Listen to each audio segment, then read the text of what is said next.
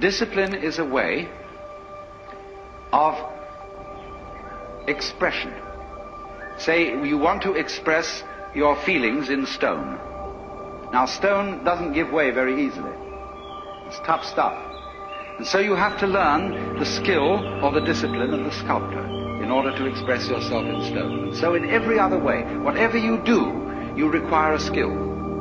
And it's enormously important, especially for American people, to understand that there is absolutely no possibility of having any pleasure in life at all without skill. Money doesn't buy pleasure. Ever.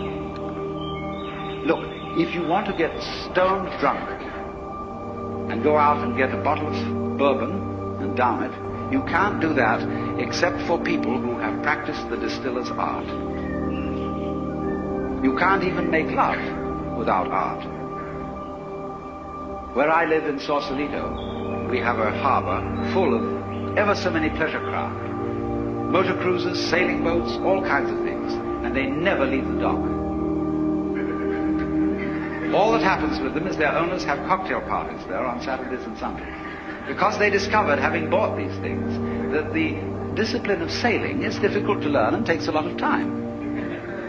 And they didn't have time for it, so they just bought the thing as a status symbol. So, in other words, you can't have pleasure in life without skill. But it isn't an unpleasant task to learn a skill. If the teacher, in the first place, gets you fascinated with it. There is immense pleasure in learning how to do anything skillfully. To make carpentry things, to cook, to write, to calculate, anything you want. It can be immensely pleasurable to learn the discipline. And it is completely indispensable. Because look, you may be a very inspired musician. I'm not a musical technologist, you see, and I regret it, but I'm a word technologist.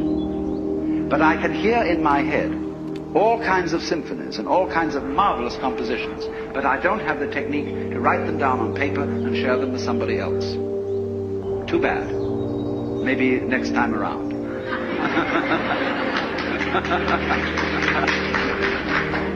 But you see, so far as words are concerned, I can express ideas because I have studied language. And I worked very hard. Not that I didn't like it, I intensely enjoy the work of writing a book, although it is difficult.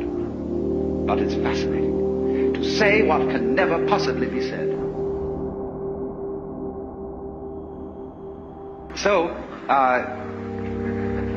you see what's happening. What you have to do, you have inspiration, but then you have to have technique to incarnate, to express your inspiration.